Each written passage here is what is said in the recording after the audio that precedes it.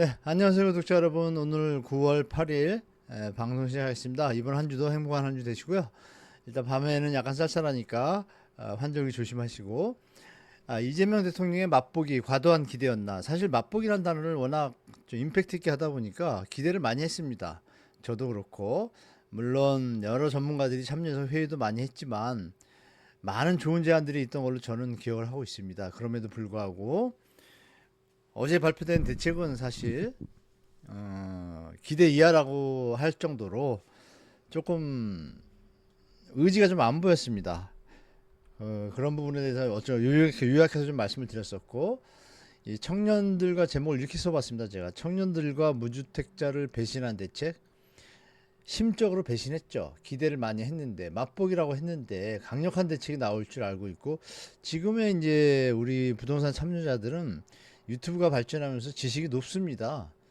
그 수준을 잘 모르고 뭐 예전처럼 뭐 늘공들이 가세해서 그런지 아니면 카르텔이 가세인지 그러지만 뭐 내용들이 뭐 맨날 하던 겁니다. 하던 거 차이점 하나 있죠. 이렇게 수도권 130만 원대 착공 기준, 착공 실질 공고 요 내용은 좀 두드러지고 LH 직접 시행 이 두 개 외에는 머리에 남는 게 거의 없습니다. 다들 거칠의식으로 지나치는 거, 뭐 유주택자 전세 대출을 3억에서 2억으로 줄인다? 이게 무슨 대책입니까? 뭐 장난하는 것도 아니고 저는 그렇게 봅니다. 이게 대국민에 대한 주거 안정에 대한 대책인데 무슨 유주택자 전세 대출을 3억에서 2억으로 줄이는 거를 마치 대출 규제인 것처럼 옆에 살짝 끼워 넣기 식으로 볼상사납기도 했습니다. 좀 마음에 좀 제가 볼 때는 이게 정상적인 대책이 아니라는 느낌까지 들 정도였어요. 그런 문구들에서. 좀 얘기가 그런데요. 모두가 예측하던 대책은 없었다. 이렇게 썼습니다. LH가 직접 시행한다. 이건 됐습니다. 됐는데, 그럼 LH가 시행하는 목적이 뭐예요? 민간이 이윤을 많이 가져가서 분양가가 높아지고 이런 얘기들을 대통령이 했었잖아요. 그러면 당연히 분양가격 인하에 대한 얘기가 나아져. 민간이 가져가던 수익이나 마케팅 비용들이 빠지니까 당연히 인하를 해야죠. 아니면 조성 원가제를 사야든지 이런 부분이 없습니다. 이 부분이 도대체 의도가 뭔지 한마디도 없습니다. 기자단이 나중에 그 실무진들 국토부 주택 토지주택정책실장님하고 금융위원회 국장님하고 이분들한테 이제 질문을 하니까 마지못해 좀 돌려서 얘기를 답변을 했는데 명확한 게 없습니다. 기자분이 정확하게 물어봤어요. 분양 가격이 그러면 어느 정도 나오느냐 했더니 그거 돌려치기 하느라고 대답이 없습니다. 그리고 우리가 예측하던 전세대출 폐지 및 축소에 대한 뭐 DSR 얘기 나왔죠. 아니면 5년 10년에 걸쳐 가지고 액수를 줄여 나가든지 전세대출 문제점 다 알고 있다고 김윤덕 장관도 얘기를 했어요. 아무 얘기도 없는 대책을 던지면서 무슨 그렇게 뭐 기자분들한테 뭐 굽신굽신대는 그런 기사들이 나와 있어요. 진짜 그런지 모르겠어요. 현장에 없었기 때문에. 그래서 여하튼 이런 대책이 또 없고, 그리고 다 아시는 바와 같이 이 강남을 타겟으로 해서 6억 담보대출 제한을 걸었잖아요. 역풍선 효과 얘기 아시는 것처럼. 그러면 한 3억이나 4억 LTV가 20% 수준인 건데 거기에 맞추지 않고 수도권과 서울의 강남을 비롯한 선호 지역을 제외한 나머지 서울 16개구에 대해서 대출 규제를 넣어야죠. 안 넣습니다. 그런 부분도 좀 이해가 안 되는 부분이고요. 그리고 마지막으로 3기 신도시 포함해서 공공택지 6만 호 바로 착공하고 공급하겠다. 그러니까 이렇게 LH 지적 시행하고 분양가 인하하고 전세 대출 요 내용 4개만 있어도 시장에서는 바로 반응했을 겁니다. 그런데 정작 중요한 내용들은 없고 요건 들어갔죠. 요건 나머지 내용은 요것도 들어갔어요. 근데 분양가가 얼마인지 모르잖아요. 그러니까 이게 좀 정말 아쉽다. 우리가 예측하던 대책, 시장에서 예측하던 대책, 전문가들, 투자자들 모두가 예측하던 대책은 없었다고 보여집니다. 우리가 공공의 공급 정책의 기본은 뭔가요? 호황기에는 건설사들이 짓지 말래도 막 짓습니다. 이익이 나니까. 그러면 불황기나 침체가 오면 어떻게 돼요? 건설사들이 뭐 요새 유동성 PF 문제로 못 짓고 있잖아요. 분양가가 높아서 안 팔리니까. 그럼 그냥 놔두고 공급 물량이 부족하니까 공공이 공급을 확대하면 되죠. 시장이 자연적으로 조정 국면을 겪지 않습니까?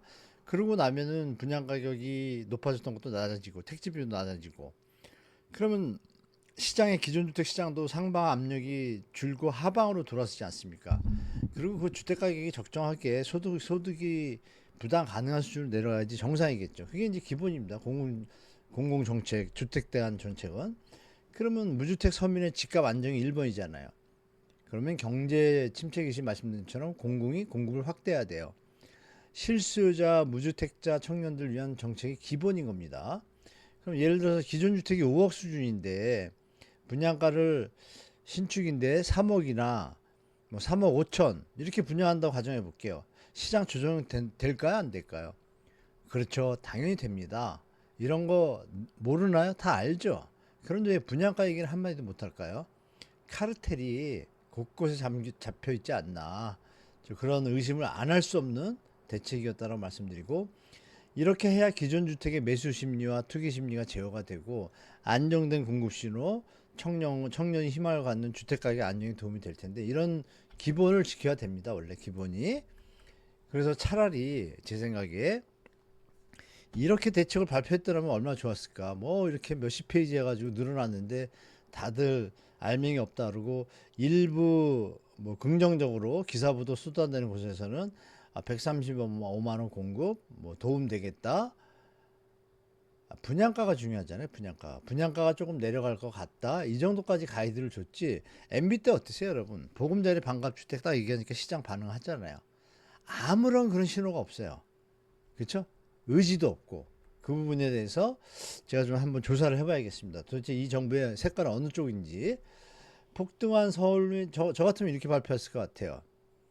폭등한 서울 및 수도권 주택 가격의 정상화 대책 이렇게 하고, 앞에 뭐 국민과 청년을 위한, 무주택자와 청년을 위한 이렇게 쓰면 되겠죠.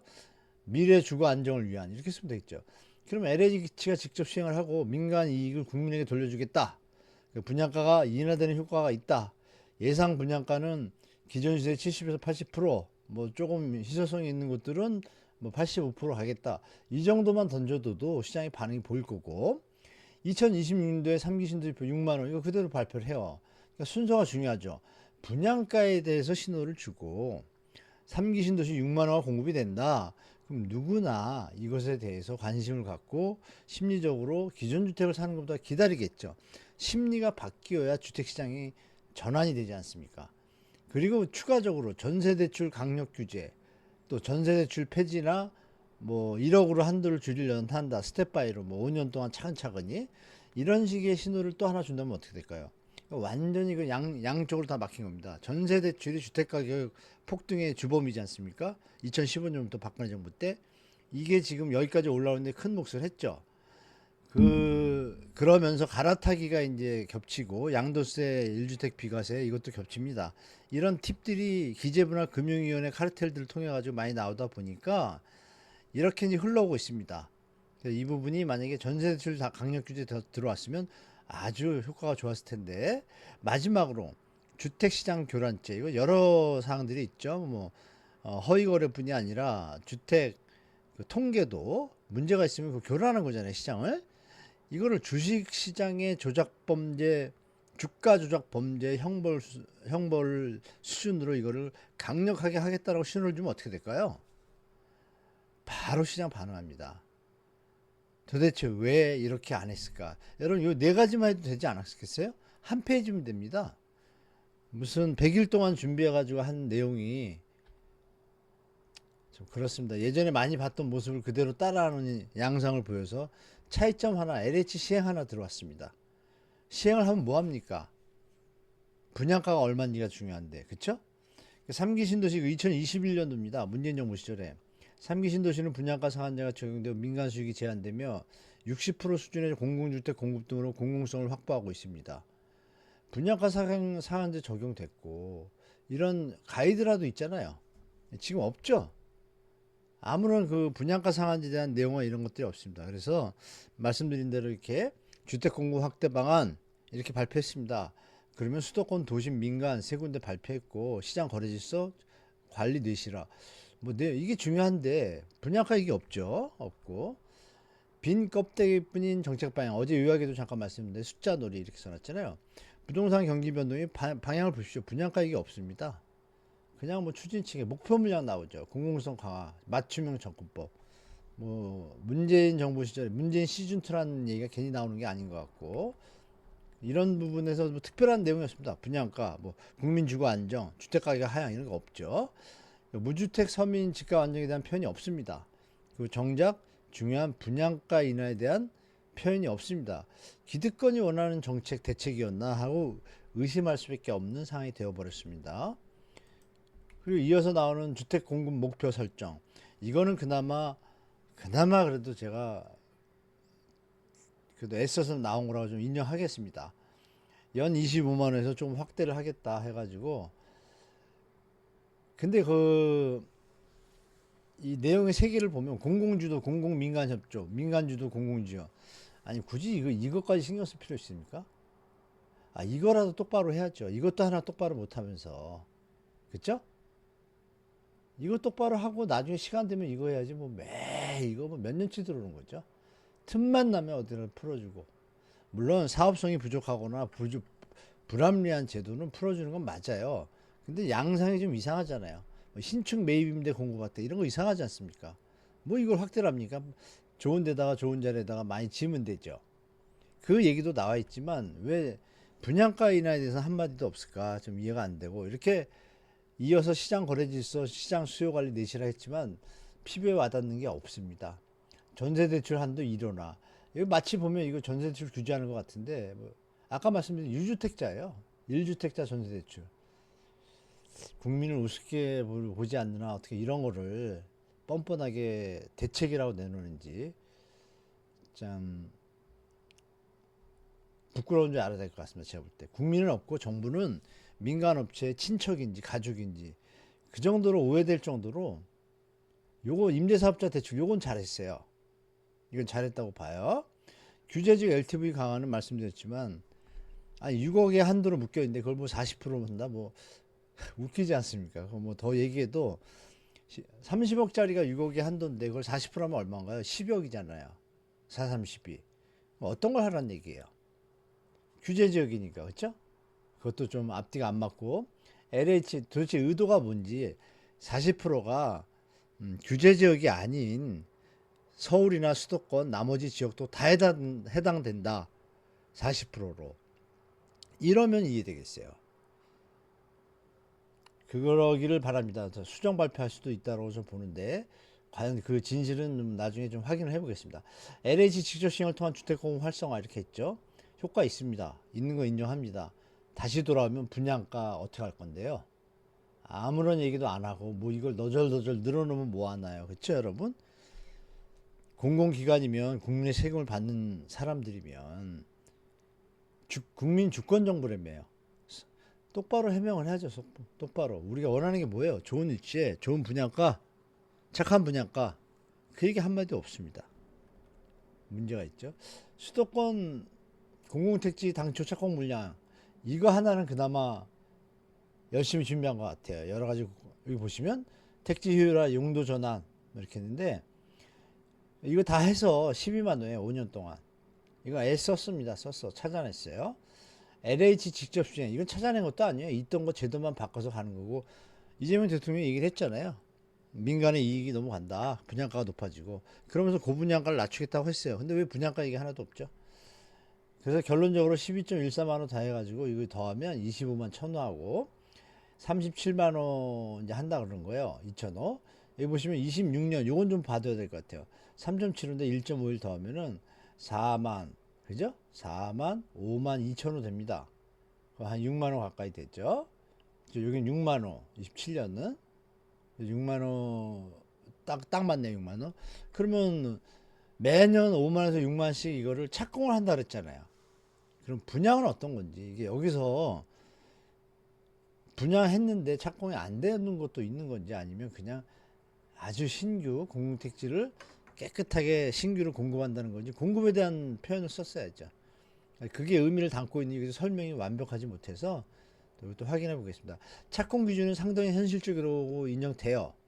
그런데 착공 기준하고 목표 물량 이런 게 매몰되다 보니까 정작 중요한 분양가에 대한 내용이 없어요. 이 부분 좀 살펴봐야 될 것 같습니다. 기대효과 향후계획 그래서 쭉 표도 잘 만들었지만 피부에 안 닿죠. 왜? 알맹이 없는 것처럼 느껴지는 거예요. 뭘 많이 했는데 그 추가 대책이 나올 가능성이 있을까? 뭐 금융위원회에서 대출 규제가 따로 나올까? 도리어? 국토부는 여지껏 그렇습니다. 하여간 뭐 제가 그래서 여기 이제 어쩌냐게 제가 오늘 저녁 전격 분석 다시 업로드 하겠습니다. 그래서 지금 말을 좀 제가 길게 하고 있는데요. 뭐 좀 재미없다고 생각하시는 분도 계시지만 관심 있는 분들은 이해가 되실 겁니다. 우리가 역사를 보면 박정희 때 정부 행정지도 이제 분양가 딱 이건 완전히 그 가이드제예요. 얼마 이상 받지 마라. 평당 얼마. 이런 얘기 들어보셨을 거예요. 베이비 부분들은 다 아실 거죠. 젊은 분들은 놀라실 겁니다. 분양가 평당 500만 원 이하로 다 받을 거. 끝. 이 시절이니까 군부 시절이니까. 그러니까 노태우 정부 때 이런 폭등이랑 공급이랑 이런 것들이 미스매치가 나니까 원가 연동제로 하면서 200만 원을 짓습니다. 성공했죠. 10년 동안 대한민국 역사를 제가 살아오면서 제일 주택 가격이 안정됐던 시절입니다. 거기 그때 지었던 중에 하나가 분당, 일산 이런 것들이죠. 이런 지역들이 지금 세월이 흘러서 어떻게 됐어요? 다 입지가 좋잖아요. 입지가 좋은 이유는 거기에 필연적으로 광역 교통망이 연결되게 되어 있습니다. 도로망이 개선되고. 그러면 3기 신도시도 그럴 거라고 다 예측하고 있습니다. 그 부분이 좀 관심을 가질만 하고, 물량이 너무 적어서 좀 죄송하긴 한데 조금 더 한번 확인해 보고 비판하고 스피커 소리를 내서 정부에서 좀 더 분양을 많이 할 수 있도록 좋은 가격으로 조성원가 연동제 노무현 정부 때 했죠. 이거 아주 뭐 로또라고 옆에서 얘기하지만 국민한테 로또가 가면 좋잖아요. 박근혜 정부 여기서 이제 감정평가로 이게 건설사에 공부를 합니다. 이게 이제 이재명 대통령이 얘기했던 그 부분이 나오는 겁니다. 감정평가, 아니 왜 감정평가를 하죠? 건설사에 공급하니까 조금 남긴다고. 편하게 남기잖아요. 원래 LH가 뭐예요? 주택공사잖아요. 집 지어서 공급하는데. 근데 이상한 땅 팔기 장사를 한다고 대통령이 지적한 것처럼 그 건설사 입장에서는 어때요? 건설사 편을 드는 게 아니라 여기 보시면 토지 가격이 올라가잖아요. 당연히 조성원가보다. 물론 조성원가에 맞춰서 공급하는 경우도 있지만 업을 해가지고 하는 경우도 감정평가로 바뀐다. 박근혜 정부 이후에. 건설사 입장에서는 초기 자금이 많이 들어갈 거 아니에요. 왜? 만약에 토지가 100원짜리인데 이게 감정가로 해가지고 시세에 비해서 주위에 보니까 땅값이 한 2배 수준이에요. 그러면 초기 자금이 두 배가 들어가고 그럼 금융비용이 나오잖아요. 그럼 금융비용 이자를 갚으려면 좀 더 남겨야 되니까 건설비를 올려야 되죠. 이게 막 하면서 나온 게 이제 건설비 가산 정책이에요. 뭐 가산 항목, 분양가 상한제 할 때 이걸로 정부가 보존하는 형태를 취했어요. 그 분양가 상한제를 쓰는데도 분양가가 낮질 않아요. 그렇죠? 이게 결국은 분양가 상승 효과가 있는 거예요. 이게 누가 만든 거예요? 정부가 하고 있는 거예요. 이거 고칠 생각 해야죠. 이 부동산으로 나라가 지금 블랙홀에 빠지고 있는데 이 상태가 지금 현재 지속되고 있습니다. 그럼에도 불구하고 이번 대책에서 아무런 얘기도 없었다는 거는 정말 정말 진짜 할 말이 없습니다, 여러분. 그래서 이렇게 제가 사실 깊게 막 하나하나 디테일하게 말씀드리고 싶은데 요즘은 그렇습니다. 이럼에도 불구하고 중요한 내용은 뭐냐면 일단 6만 호 정도 공급이 되잖아요. 5.4만 호, 내년 후년 한 10만 호 정도가 착공 공급이니까 입주가 빠르잖아요. 3년 안에 입주가 된단 말이에요. 그러니까 우리 구독자분들 중에서 이 청약에 해당되는 분들은 분양가 낮추는 이런 뭐 저를 비롯한 많은 분들이 자꾸 동참해주고 그러면 정부도 당연히 낮춰야죠. 아니 직접 시행하면 낮춰야 되지 않습니까? 이런 것들이 같이 병행된다라면 3기 신도시를 포함한 공공택지 공급이 속도가 빠르게 하겠다고 얘기를 했고 여기에 포커스를 맞추다 보면 기존 주택 시장이 하방이 될 수도 있습니다. 그러나 이 대책에 지금 임팩트 있는 게 없기 때문에 분명히 뭐라 표현할까요? 딸랑대는 기사들이 좀 많이 나올 것 같지만 제가 볼 때는 약합니다. 약하기 때문에 그러다가 좀 지나면 어떻게 되겠어요? 뭐 효과, 뭐 대책, 뭐 문재인 정부 때처럼 뭐 2달 못 가, 3달 못 가 이러면서 또 카르텔들이 작업합니다. 100%. 할 수밖에 없는 또 환경이에요. 내년에 입주 물량이 좀 부족하다 그랬잖아요. 서울이. 이게 이제 트리거가 돼가지고 다만 그나마 위안 삼을 수 있는 거는 너무 많이 올랐기 때문에 추가적으로 살 수 있는 사람이 5060은 거의 없어요. 없는데 3040은 꽤 있습니다.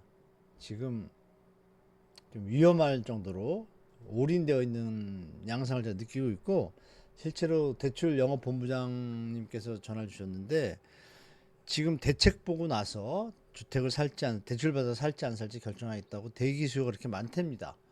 이번 대책이 이렇게 나왔으니 제가 볼 때 일시적으로 이제 거래량이 조금 늘 수 있습니다. 대기를 했던 분들이 있잖아요. 한 달, 한두 달 동안. 그러면 또 어떻게 되겠어요? 거래량 좀 는다고 또 움직일 수 있겠죠?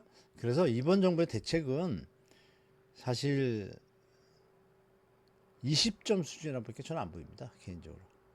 공급 대책이야 당연히 해야 되는 일이고, 지금 어떤 것들 때문에 주택가격이 폭등을 하고 전세대출 사기가 일어나고 전세대출로 인해 주택가격이 오르고 분양가 상한제가 맞춤형 하다 보니까 펑크가 나가지고 자꾸 분양가 올라가고, 거기다 건축자재 원가 올라가니까 얼마나 명분이 좋아요. 막 올리고 가산비 막 올리고 이런 시스템이 되어 있습니다. 이게 이제 더 이상은 무주택자분들이나 우리 청년들이 좌시해서는 안 될 것 같습니다. 제가 볼 때. 그래서 일단 여기까지 오늘 말씀드리고요. 더 자세한 내용 다시 한번 제가 기대했던 것보다 너무 수준 이하의 대책이라서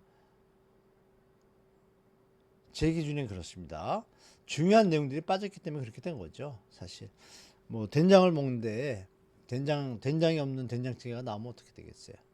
막 뭐 호박 넣고 감자 넣고 뭐 막 넣으면 뭐합니까? 된장이 없는데 지금 그런 대책입니다. 제가 볼 때. 그래서 정부에서 분양가에 대한 어떤 방향성을 좀 다시 정하고, 전세 대출이 주택 폭등, 주택 가격의 왜곡을 일으키는 주범인 걸 다 알면서 미안했는지 유주택자 전세 대출 3억은 2억으로 왜 갑자기 1억 낮춥니까? 안다는 얘기예요. 알면서도 안 하는 건 나쁜 거죠, 여러분. 그래서 그렇게 생각 말씀드리고, 일단 그리고 제가 커뮤니티나 뭐 댓글에다가 이 대책 이후에 앞으로 시장이 어떻게 될지, 그럼에도 불구하고 공공 물량과 착공 물량에 대한, 그리고 분양가에 대한 얘기가 나중에 이제 발표할 거예요. 제가 볼 때. 왜냐면 많은 분들이 의아해 하잖아요. 그래. 직접 시행하면 당연히 국민한테 그 마진을 돌려줘야죠. 그럼 여기서 이제 좀 더 설명드리면 뭐 임대차 개정 이런 거 나오는데, 임대주택 개정 뭐 이런 거 나오는데 맨날 그걸 말장난하는 겁니다. 그 개정만 기재부에서 바꿔주면 LH 직원들도 더 열심히 뭐 그런 내용, LH가 해야 될 일 뭐 이런 거로 해서 한번 제가 조사한 거 영상 한번 올리도록 하겠습니다. 뭐 주저없이 뭐 두서없이 제가 뭐 말씀드렸습니다. 뭐 제가 좀 추스리고 앞으로 어떻게 할지 정말 이 부분에 대해서 많은 전문가들과 함께, 부동산 감독원도 뭐 차리는 신용만 내는 것 같아요. 지금 옛날 하던 거 이름만 슬쩍 넣어가지고, 그런 형태가 아니라는 건 여러분도 알고 저도 알죠. 주간 통계뿐이 아니라, 그죠? 여러 가지 부분들, 자전거래부터 해서 허위 신고부터 해서 이런 거 싹 잡아드리고, 범죄 형별 교란죄, 부녀의 담합행위, 공인중개사 담합행위, 그거 다 잡아들이는 거 어렵지 않거든요. 그 나쁜 일 일으키는 사람들이 청년의 미래를 막고 대한민국의 경제를 수렁에 빠뜨리는 그 시발점을 제공하고 있지 않습니까? 저는 그렇게 생각하기 때문에 우리 시청자 여러분들, 그럼에도 불구하고 가을이 오고 있고 건강해야 또 좋은 사람을 만납니다. 그래서 이재명 대통령이 이 대책에 대해서 뭐 잘못된 보고를 받지 않는다라면 분명히 시장에서 수요자들, 무주택자분들, 청년분들이 정말 실망했다라는 것을 접하게 된다라면 다시 한번 새로운 정책이 추가 대책이 나올 수도 있지 않을까. 아까 말씀드렸던 그런 내용들이 포함되면서 그러기를 고대합니다. 고대하고 이번 한 주도 하여간 행복한 한 주 되시고요. 추가적으로 제가 이제 공지 하나 말씀 올리면, 이렇게 좀 어수선하게 되어버렸기 때문에 이 대책들을 이제 좀 더 면밀히 디테일하게 정리를 해가지고 현실적으로 현장에서 어떻게 이 대책을 가지고 대응해야 되는지, 그리고 향후 시장이 어떻게 될지, 과연 이게 또 계속 올라갈 건지 이것 때문에, 아니면 그럼에도 불구하고 여러 가지 상황 때문에 제한적으로 움직이는 척 하다가 결국은 어떤 다른 일이 벌어질지, 이런 전망들에 대해서 제가 무료 세미나를 좀 개최하려고 합니다. 그래서 그거에 대해서 공지를 올려드릴 텐데요. 댓글이나 커뮤니티 뭐 오늘이나 내일 중에 제가 올리겠습니다. 올리면 조금 집 때문에 고민하시거나 자산 관리 고민하시는 분들 계시면 뭐 참가 신청해 주시면 되겠습니다. 다만 이거는 이제 제가 뭐 대관이나 이런 문제 때문에 약간의 후원을 받아서 하고 있어서 뭐 그런 내용도 담아서 제가 공지드리도록 하겠습니다. 자, 그러면 행복한 주 되시고 다음 영상 때 찾아뵙겠습니다. 감사합니다.